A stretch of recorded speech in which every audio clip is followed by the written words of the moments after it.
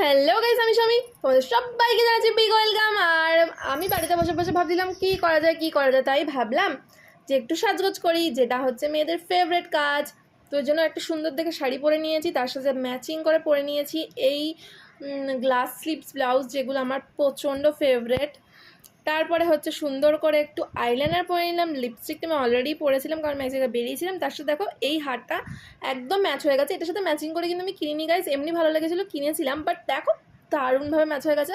তো লুকটাও আমার খুব ভালো লাগছে।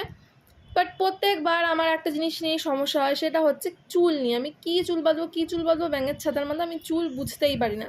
মাঝখানে একবার আমার হেয়ার ফলের সমস্যা হয়েছিল, তারপর থেকে আমার চুল বাঁধার সব স্টাইল মাথার থেকে বেরিয়ে গেছে। যাই হোক, এখন মিষ্টি করে সেজে গুজে নিয়েছি, তারপর চুলটা কিছু তো একটা করতে হবে। তো কী করা যায় ভাবতে ভাবতে আমি ফটাফট এই একদম সিম্পল হেয়ার স্টাইলটা করে নিলাম। তোমাদের কেমন লাগলো আমার লুকটা জানাও কমেন্ট সেকশানে। ওকে, বাই বাই।